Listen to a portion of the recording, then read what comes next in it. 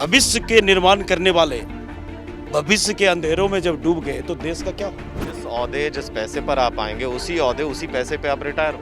Yes, बिल्कुल। इस time पे जो सिस्टम चल रहा है रिक्रूटमेंट्स का 3 साल का प्रोबेशन है और वो भी जो है 15,600 पे। तो 3 साल जो है वो बंदा उसी 15,600 पे रहेगा। उसके बाद एक जो with in Punjab internally recruitment में एक और पॉलिसी चल रही है कि अगर सेटिस्फैक्ट्री परफॉर्मेंस नहीं है तो वो हो सकता है आगे परमानेंट ही ना हो।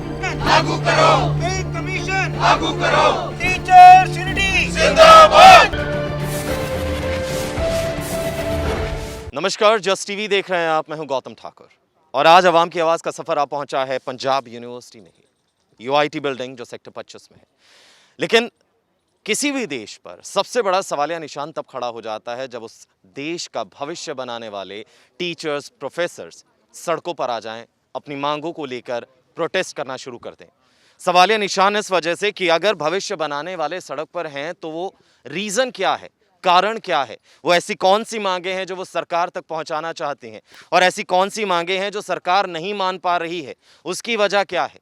तो सबसे पहले जब मुझे पता चला कि यहाँ पर पंजाब यूनिवर्सिटी के प्रोफेसर जो हैं वो प्रोटेस्ट कर रहे हैं तो मैंने कहा कि इस मसले को उठाना बहुत ज़्यादा ज़रूरी है, क्योंकि भविष्य बनाने वाले के को क्या परेशानी है, किस तरीके की परेशानी से वो गुजर रहा है, वो जानना बहुत ज़्यादा ज़रूरी है। तो सबसे पहले सर आप ही के पास आऊँगा। नमस्कार, कैसे हैं आप? नमस्कार जी। अपने बारे में बताइए सर। मेरा नाम मृत्युंजय है। मैं पूटा प्रेसिडेंट हूँ। आज जिस मोड में हमें आप देख रहे हैं ये बड़े शर्म की बात है।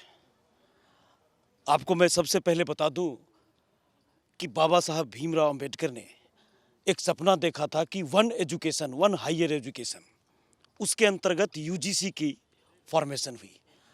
और आपको मैं बता दूं कि यूजीसी वो बॉडी है जो पूरे देश में हायर एजुकेशन व्यवस्था को गाइड करती है, चैनलाइज करती है और उन्हीं के जरिए हम गवर्न होते हैं। ये जो आप इतनी बड़ी गैदरिंग देख रहे हैं, ये 1 साल से ये समा चल रहा है और ये नाकामी है पंजाब सरकार की।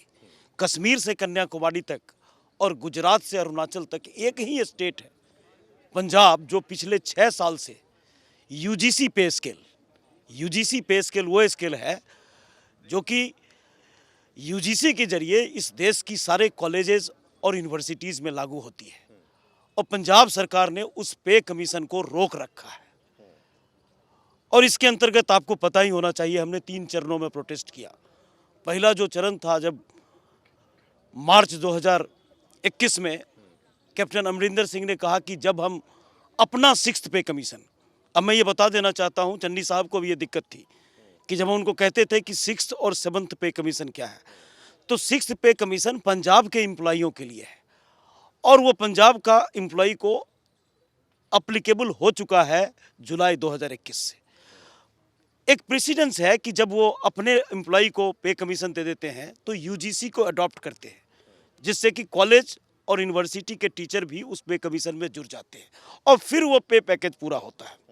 तो जब 15 से 22 दिनों में आज़ादी के बाद जो प्रेसिडेंस है पंजाब में वो एडॉप्शन होती थी।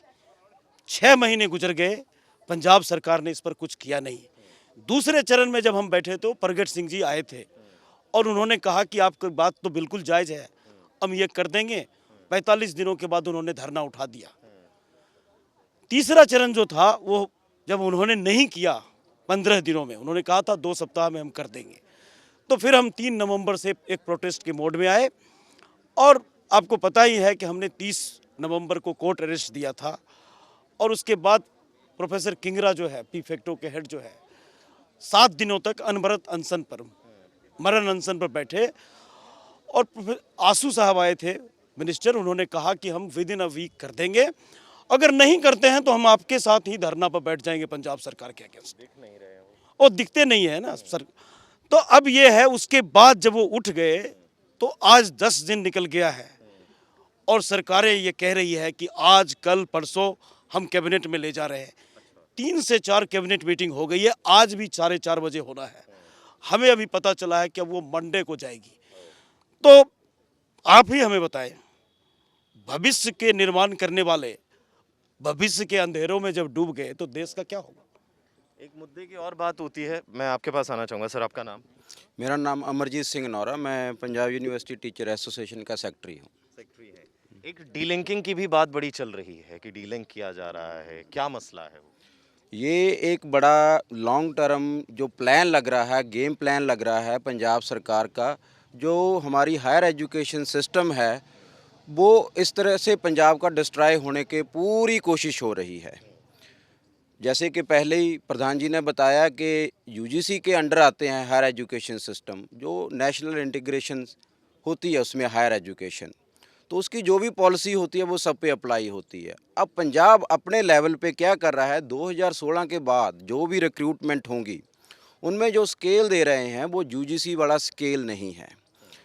कई बार हम देखते हैं कि इससे पैसे का कितना फ़र्क पड़ेगा, उनकी सैलरी पे कितना फ़र्क पड़ेगा, बहुत ज़्यादा फ़र्क नहीं पड़ेगा, 1600 रुपये का फ़र्क है। बट इसके जो नतीजे निकलेंगे वो बड़े डेंजरस हैं। जब आप स्केल से 1 रुपया भी इधर उधर हो गए, आप सिस्टम से बाहर हो गए। इसका मतलब आप यूजीसी की जो भी रेगुलेशंस हैं, जो भी उसकी ऊपर से गवर्निंग रेगुलेशंस आएंगी, आप उससे बाहर हो गए। आपकी जो करियर एडवांसमेंट स्कीम के थ्रू प्रमोशंस होती है वो किस तरह से निर्धारित होगी वो पता नहीं है। और उनको जो भी कुछ 4-5 साल गुजार के कहीं एक जगह नौकरी करते हैं, वो किसी अच्छी जगह जाना चाहते हैं, जहाँ कोई बाहर से पंजाब से टैलेंट पंजाब में आना चाहता है तो उनकी एंट्री होनी बड़ी मुश्किल हो जाएगी। तो इसका मतलब है कि मोबिलिटी अक्रॉस द नेशन वो पंजाब के सिर्फ डिसीजन के कारण वो अफेक्टेड होगी। यानी कि जिस ओहदे जिस पैसे पर आप आएंगे उसी ओहदे उसी पैसे पे आप रिटायर होंगे। यस, बिल्कुल। अब ये सरकार इस पे कुछ बोल नहीं रही है, इसलिए ये बड़ा डेंजरस प्लाई लग रहा है। और दूसरा, इसमें सिर्फ इंडिविजुअल जो टीचर रिक्रूट होता है सिर्फ उसी की अफेक्टेड नहीं होती बेनिफिट्स। ये इससे जो टीचर करेगा काम, उसने रिसर्च प्रोजेक्ट भी करने हैं, उसने रिसर्च में पार्टिसिपेट करना है, जिसके अंतर्गत यूजीसी से, एमएचआरडी से, जहाँ और भी सेंट्रल फंडिंग एजेंसी हैं, वो तभी आपको ग्रांट्स देती हैं जब आप यूजीसी के रूल्स को फॉलो करते हो, उनकी रेगुलेशंस को फॉलो करते हो। इसका मतलब आप उनको सिर्फ टीचिंग तक सीमित रख दोगे, एक जगह तक सीमित रख दोगे, जो पूरी एजुकेशन सिस्टम में उनकी कंट्रीब्यूशन हो सकती है वो आप उनको बेस्ट कर दोगे। इसका इम्पैक्ट सिर्फ पंजाब के एजुकेशन सिस्टम पर पड़ेगा? ऑफ कोर्स इसका इम्पैक्ट तो पंजाब पे ही पड़ेगा, बाकी जो सारे स्टेट हैं उनमें तो ऐसी कोई चीज़ नहीं है। बट इसका एक नतीजा और भी निकल सकता है, जब आप कोई रॉन्ग पॉलिसी इंट्रोड्यूस कर देते हो तो इससे दूसरे स्टेट्स में भी लगेगा, पैसा बचता है। अब आजकल हमारा ब्यूरोक्रेटिक सिस्टम हो गया है तो पैसा बचाने की तरफ ही हम सोचते हैं। तो ये दुकानदारी नहीं है, ये एजुकेशन सिस्टम है। हेल्थ के साथ साथ एजुकेशन सिस्टम बहुत स्ट्रांग होना चाहिए किसी भी सोसाइटी की हेल्थ के लिए, किसी भी सोसाइटी की प्रॉस्पेरिटी के लिए। तो अगर एक ये चीज़ इंट्रोड्यूस हो गई, ये कैंसर की तरह कहीं और भी फैल सकती है। आज ये न्यू रिक्रूटमेंट 2016 के बाद है, कल को कोई आ सकता है जो लगे भी हैं, जहाँ एसोसिएट प्रोफेसर भी हैं, प्रिंसिपल भी हैं, उन पर तक भी ये हो सकता है। यानी कि अगर सिंपल सी चीज़ है कि अगर कोई टीचिंग प्रोफेशन में भी आ रहा है, अगर मैं आसान शब्दों में बताना चाहूँ कि कोई टीचिंग प्रोफेशन में भी आता है, एक तो होता है उसका पैशन कि वो लोगों को सिखाना चाहता है, उसके पास जो टैलेंट है वो उसके बारे में बताना चाहता है, लेकिन दूसरी चीज़ पैसा भी है, उसे अपना घर भी चलाना है, उसे अपनी ज़रूरतें भी पूरी करनी है। लेकिन अगर उसे प्रोग्रेस ही नहीं मिलेगा पैसे में और उसके ओहदे में, तो फिर वो टीचिंग प्रोफेशन क्यों ही ज्वाइन करेगा शायद। मैम, क्या नाम है आपका? मेरा नाम डॉक्टर सुपिंदर कौर है जी। मैं पंजाब यूनिवर्सिटी टीचर एसोसिएशन में वाइस प्रेसिडेंट हूँ। और परमानेंट टीचर? हाँ जी, परमानेंट टीचर हूँ। एक सवाल मेरे दिमाग में ये भी आता है कि इस मुद्दे को सिर्फ हम इसी से जोड़ के देखें कि एजुकेशन सिस्टम में जो पे स्केल है उसका समस्या, या फिर डीलिंकिंग की समस्या है, या फिर इससे एजुकेशन सिस्टम पर बहुत बड़ा असर जो है वो पड़ेगा जो स्टूडेंट्स को आप पढ़ाती हैं उस पर भी बहुत ज़्यादा असर पड़ेगा। बिल्कुल सही कह रहे हैं सर। जो हमारे बच्चे एस्पिरेंट हैं, जो टीचिंग में जाना चाहते हैं, आगे रिसर्च कर रहे हैं, पीएचडी फेलोशिप्स ले रहे हैं, तो वो भी इफेक्ट होंगे, उनके फेलोशिप्स इफेक्ट हो जाएंगे, स्कॉलरशिप्स नहीं मिलेंगे एज़ पर यूजीसी नॉर्म्स। दूसरा, जब वो एज असिस्टेंट प्रोफेसर उनकी रिक्रूटमेंट्स होंगी, जैसे नौरा जी ने भी बताया कि अगर वो जब रिक्रूटमेंट्स होंगी तो वो एज़ पर यूजीसी स्केल नहीं होगी, उनको लगने ही पे जो है बहुत कम स्केल मिलेगा, पंजाब का ग्रेड मिलेगा। और पंजाब में अगर आप देखो इस टाइम पे जो सिस्टम चल रहा है रिक्रूटमेंट्स का, 3 साल का प्रोबेशन है और वो भी जो है 15,600 पे। तो 3 साल जो है वो बंदा उसी 15,600 पे रहेगा। उसके बाद एक जो with in Punjab internally recruitment में एक और पॉलिसी चल रही है कि अगर सेटिस्फैक्ट्री परफॉर्मेंस नहीं है तो वो हो सकता है आगे परमानेंट ही ना हो, 3 साल के लिए फिर से भर्तियाँ हो जाएंगी। मतलब उनका जैसे ही करियर शुरू होता है, करियर शुरू होते ही खत्म हो जाता है। पहले बच्चे को लगेगा कि अनएम्प्लॉयमेंट है, कहीं कुछ भी मिल रहा है तो मैं एकदम से वो जो है रिक्रूटमेंट एक्सेप्ट कर लूँ। एक्सेप्ट करेगा तो उसकी एक्सेप्टेंस ज़ीरो से शुरू होकर ज़ीरो पे ही खत्म हो जाएगी। ये हायर एजुकेशन पे इससे बड़ा जो धक्का है, इससे बड़ा जो स्टैम्प है, बैड स्टैम्प कभी नहीं लगा था। और पंजाब एक मॉडल इस्टेब्लिश कर देगा जो बाकी स्टेट्स को अफेक्ट करेगा। कहीं ना कहीं इसका असर बाकी स्टेट्स पर भी पड़ेगा। पंजाब से होते हुए बाकी स्टेट्स को भी अगर ये लगने लगा कि इससे बड़ा फ़ायदा है, पैसा बच रहा है, तो इम्पैक्ट ज़रूर पड़ेगा। एक छोटा सा ब्रेक ले लेते हैं, जल्द हाजिर होंगे और एजुकेशन सिस्टम को लेकर ही बातचीत करेंगे और जानेंगे कि आखिर ये कॉन्ट्रैक्ट और परमानेंट का जो खेल सरकार खेल रही है, उस खेल से कितना ज़्यादा इफेक्ट जो है वो बच्चों पर पड़ेगा, जो एजुकेशन लेने वाले हैं, जिसे हम देश का भविष्य कहते हैं, उन पर इम्पैक्ट पड़ेगा। एक छोटा सा ब्रेक लेते हैं, जल्द हाजिर होते हैं। ब्रेक के बाद एक बार फिर आपका स्वागत है। हम बात कर रहे हैं एजुकेशन सिस्टम को लेकर। यहाँ पर जितने भी लोग आप खड़े देख रहे हैं, सभी माहिर हैं, धुरंधर हैं, प्रोफेसर हैं, असिस्टेंट प्रोफेसर हैं, पीएचडी होल्डर हैं, तमाम ओहदों पे जो हैं वो बैठे हुए लोग हैं और भविष्य बनाने वाले लोग हैं। तो इन्हीं से मैं जानूंगा कि आखिर पंजाब के एजुकेशन सिस्टम का क्या हाल है। मैम कैसी हैं आप? Fine sir. आपके बारे में जान सकते हैं? हाँ, my self doctor Amritpal Kaur, मैं बीए डिपार्टमेंट से इस यूनिवर्सिटी में पिछले मैं 11 साल से यहाँ काम कर रही हूँ। एजुकेशन सिस्टम की अगर हम बात करें तो हम देख सकते हैं कि जो एट प्रेजेंट सिचुएशन जो चल रही है, पिछले 5 साल से हम वेट कर रहे हैं स्केल्स की, जो हमें नहीं मिल रहा है, तो इसका असर हमारे पूरी फैकल्टी पर पड़ रहा है, पूरा इसे सफ़र कर रहा है। इवन हम आपने न्यूज़पेपर में भी कल देखा होगा कि हमारे स्टूडेंट्स भी इसमें सफ़र कर रहे हैं। जो हमारे उनका एग्जामिनेशन था वो पोस्टपोन किया गया है due to this strike, due to teachers effect. तो इससे हम देख सकते हैं कि अगर 7th पे कमीशन अगर पिछले 4 सालों में लागू हो जाता तो हमें शायद सड़कों पर आने की ज़रूरत नहीं पड़ती टीचर्स को। बड़ा मुद्दा है। और दूसरा मुद्दा है कि डी लिंकिंग का है, जो यूजीसी से पंजाब की एजुकेशन को डी लिंक किया जा रहा है। ये बहुत बड़ा मुद्दा है। इससे हमारे आने वाली जनरेशन है उस पर पूरा प्रभाव पड़ेगा।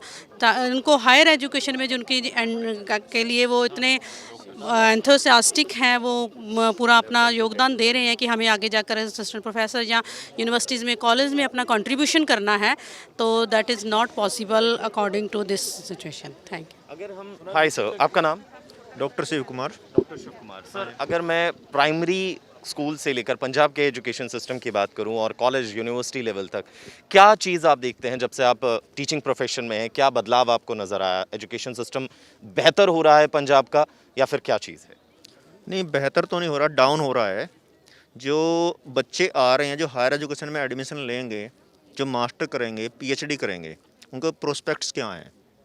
अब उनको पता है कि आप मेन स्ट्रीम से सेंटर पे स्केल से आपका कट ऑफ हो गया, ये प्रोफेशन रेम्यूनरेटिव नहीं है। इसमें क्या लॉस है? एक तो उनके पे स्केल का है, उनकी सैलरी का लॉस है। दूसरी बात, कोई पंजाब गवर्नमेंट में टीचर लगा ना तो सेंट्रल यूनिवर्सिटी जाके ज्वाइन कर सकता, because here there is no UGC pay scale. ना सेंट्रल यूनिवर्सिटी से पंजाब के किसी यूनिवर्सिटी कॉलेज में पोस्ट आई है, ना वो ज्वाइन कर सकता, क्योंकि वो यहाँ पे स्केल लो है। इससे जो है ना पंजाब की एजुकेशन का डिस्ट्रॉय होगा, वो मेन स्ट्रीम से आउट हो जाएगी। जो स्टूडेंट पीएचडी में एडमिशन लेगा, हम यहाँ पे उसको टैलेंट को रिटेन नहीं कर पाएंगे। उसको पता है कि पंजाब में हायर एजुकेशन में जॉब के अच्छे प्रोस्पेक्टिव्स नहीं हैं, क्योंकि यहाँ पे सैलरी अच्छी नहीं है। अगर मुझे लगता है कि पंजाब में मैंने कॉलेज में जो ज्वाइन कर ली, पंजाब में ही central university of Punjab Bathinda है, अगर वो यहीं पे उसके लोकल एरिया में है, वहाँ पे पोस्ट निकलती है, वहाँ पे ज्वाइन करना चाहता है, तो उसकी पीछे की जॉब 10 साल की, 5 साल की, 15 ईयर की, जो 15 साल के बाद प्रोफेसर बनता है, वो प्रोफेसर के लिए अप्लाई नहीं कर पाएगा, वो एसोसिएट के लिए अप्लाई नहीं कर पाएगा। और कोई बाहर बिहार में या कहीं तमिलनाडु में लगा हुआ है और पंजाब में अगर जॉब करना चाहता है, पंजाब में पटियाला, JNDU, PAU, वो यहाँ नहीं करेगा, क्योंकि यहाँ पे उसकी पे लो हो जाएगी। और यहाँ का जो स्टूडेंट है वो इस हायर एजुकेशन में नहीं आएगा। क्योंकि उसको पता है कि यहाँ पे अगर मैं जॉब लेनी है, यहाँ पे अच्छी सैलरी नहीं है, ना मेरी प्रमोशन है, तो सारा सिस्टम डिस्ट्रॉय हो रहा है। ਪਾਰਟਿਕੂਲਰਲੀ ਜਿਹੜੇ ਦੋ ਮੁੱਦੇ ਆ, ਇੱਕ ਤਾਂ ਜਿਹੜਾ UGC ਪੇ ਸਕੇਲ ਦੀ ਇੰਪਲੀਮੈਂਟੇਸ਼ਨ ਹੈ ਤੇ ਸੈਕੰਡ ਜੋ ਡੀਲਿੰਕਿੰਗ ਹੈ, ਦੋਵਾਂ ਦੇ ਜਿਹੜੇ ਫਿਊਚਰ ਰਿਪਰਕਸ਼ਨਸ ਨੇ ਬਹੁਤ ਹੀ ਡੇਂਜਰਸ ਨੇ। ਉਹਨਾਂ ਦੀ ਗੱਲ ਕਰਦਾ ਬਹੁਤ ਹੀ ਜ਼ਿਆਦਾ ਡੇਂਜਰਸ ਨੇ।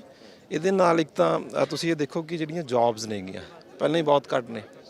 ਦੂਸਰਾ ਇਹ ਹੈ ਕਿ ਜਦੋਂ ਸਾਨੂੰ ਟੀਚਰਸ ਨੂੰ ਪੂਰੇ ਸਕੇਲ ਨਹੀਂ ਮਿਲ ਰਹੇ ਤਾਂ ਉਹਨਾਂ ਲਈ ਬਹੁਤ ਡੀਮੋਟੀਵੇਟਿੰਗ ਫੈਕਟਰ ਹੈ।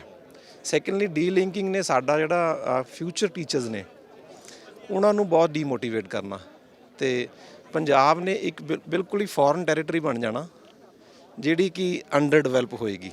ਇੱਕ ਤਾਂ ਇਹ ਹੁੰਦੀ ਹੈ ਕਿ ਫੋਰਨ ਟੈਰੀਟਰੀ ਜਿਹੜੀ ਡਿਵੈਲਪਡ ਹੈ ਜਿੱਥੇ ਲੋਕ ਜਾਣਾ ਚਾਹੁੰਦੇ ਆ।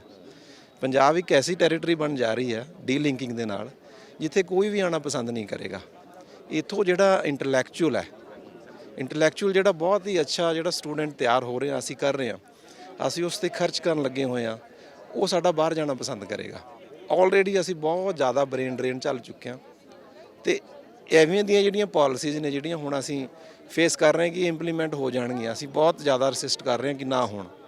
ਅਤੇ ਇਹ ਪਾਲਿਸੀਆਂ ਜੇ ਇੰਪਲੀਮੈਂਟ ਹੋ ਜਾਂਦੀਆਂ ਨੇ ਤਾਂ ਸਾਡਾ ਬ੍ਰੇਨ ਡਰੇਨ ਵੱਡੇ ਲੈਵਲ 'ਤੇ ਹੋਏਗਾ ਅਤੇ ਪੰਜਾਬ ਇੱਕ ਬਹੁਤ ਵੱਡੇ ਕ੍ਰਾਈਸਿਸ ਵੱਲ ਨੂੰ ਜਾ ਰਿਹਾ।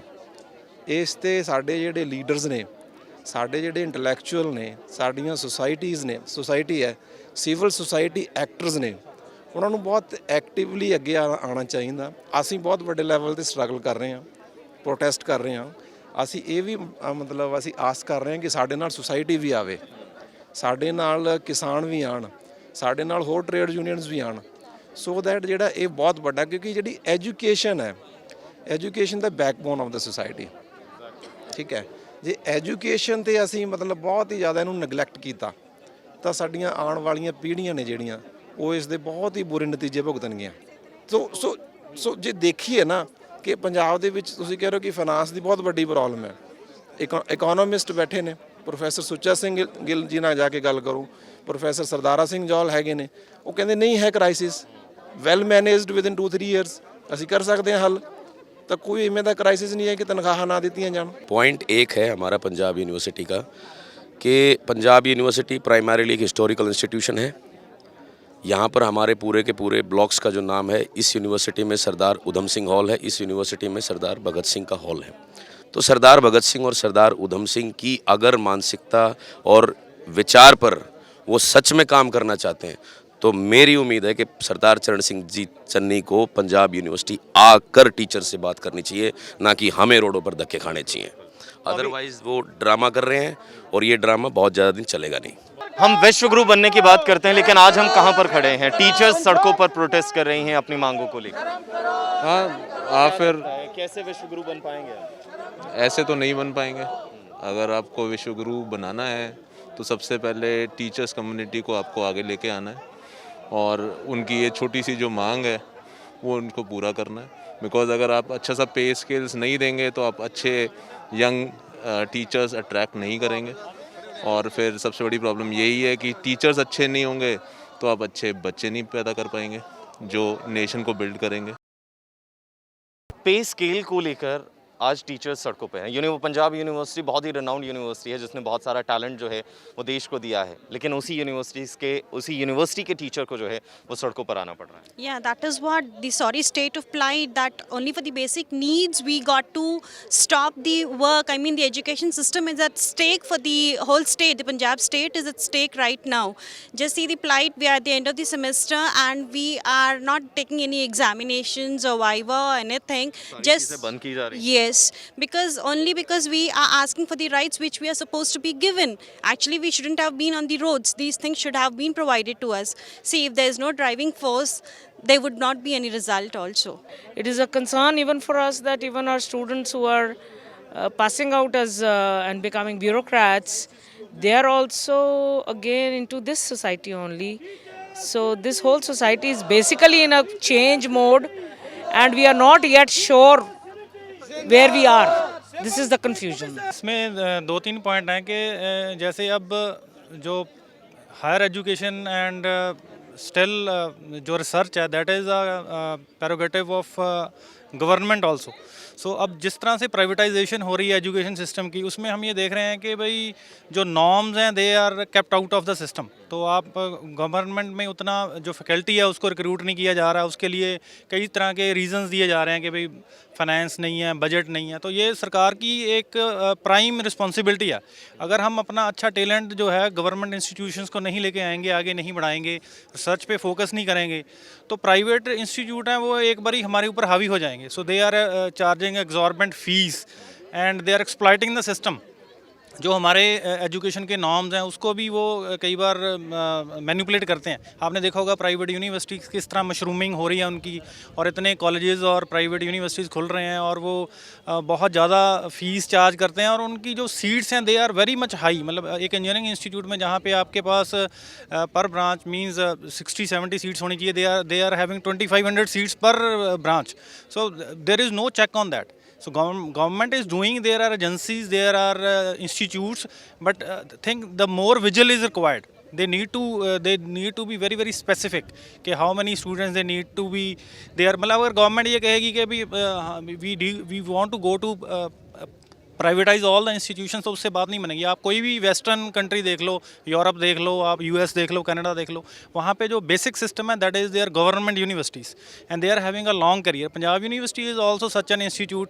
सो this university was established in 1882 and now the status is here कि even to sustain the salaries of the teachers there is a lot of problem. So teachers have to go on the roads and you are not giving them the dues which are available in parity with the Indian institutes. So on one hand the government is making more and more higher education institutions, IITs, NITs, and at the same time the old and prestigious institutes which gave India, now PU has a overall international perception. So we are having a good name, a glory. Our like physics departments, we were a team which participated in the formation of the research of the God particle. So we are having international perspective also. So if you are not funding us, not giving us grants, that means you can give a targets. Okay, we will give you grants and you have to provide so and so research. So that we are doing. But irrespective of that, if the teacher is now on the roads for his scales or salaries or pay commission is a responsibility of government. Why the teacher should come to the road? Punjab Bharat की historically देखा जाए तो जो contribution Punjab की रही है किसी भी फील्ड में, उसको आप आइसोलेट करते जा रहे हैं। ये एक रिग्रेसिव स्टेप इसलिए है कि आप एक आइसोलेट कर दे रहे हो अपने पूरे एजुकेशन सिस्टम को। एक ग्लोबल लेवल से क्या कहिए कि आप नेशनल लेवल से भी नीचे लेके जाना चाहते हो उसको, आप आइसोलेशन में रहेंगे। आपके पास जो इंटेलेक्चुअल इनफ्लो आना चाहिए उसके बजाय आप देखते हैं कि जहाज़ के जहाज़ भर के आज की डेट में कनाडा, ऑस्ट्रेलिया बच्चे जा रहे हैं स्टडी वीज़ा के बेस पे। इसका कारण क्या है? इसका कारण यही है जो ये रिग्रेसिव नीतियां हैं। आपने अगर गवर्नमेंट कॉलेजेस पंजाब की बात करें, 96 से लेके आज तक कोई रिक्रूटमेंट नहीं हुई। अब रिक्रूटमेंट हो रही है तो उसमें भी कोई दिक्कतें आ रही हैं, कोर्ट केस हो जा रहा है। तो आपकी सोच कहाँ है एजुकेशन को लेके? आप पंजाब को कहाँ देखना चाहते हैं? अगर आपके पास एजुकेशन नहीं है, सोसाइटी कहाँ डेवलप करेगी? तो सबसे बड़ा कंसर्न आज की डेट में यही है। एजुकेशन सिस्टम अगर इम्प्रूव नहीं कर पा रहा है, अगर इम्प्रूव नहीं करेगा तो आप कैसे चीज़ों को बदलते हुए देखेंगे? कैसे आप जो विश्व गुरु बनने की बात करते हैं, दुनिया को बदलने की बात करते हैं, दुनिया को लीड करने की बात करते हैं, वो आप कब करेंगे और कैसे करेंगे? सबसे बड़ा सवाल ही यही है।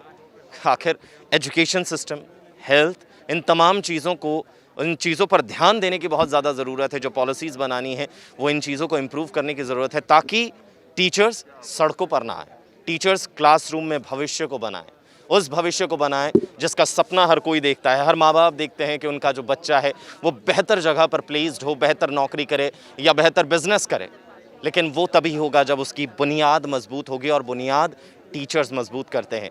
अगर वही खुश नहीं है, वही संतुष्ट नहीं है, तो बुनियाद का कमज़ोर होना तय है। फिलहाल आज की आवाम की आवाज़ के सफ़र में इतना ही। एक बार फिर आपसे मुलाकात होगी एक नए मसले को लेकर, आवाम की राय जानेंगे। तब तक के लिए मुझे यानी गौतम ठाकुर और कैमरामैन जग्गी को दीजिए इजाज़त। नमस्कार।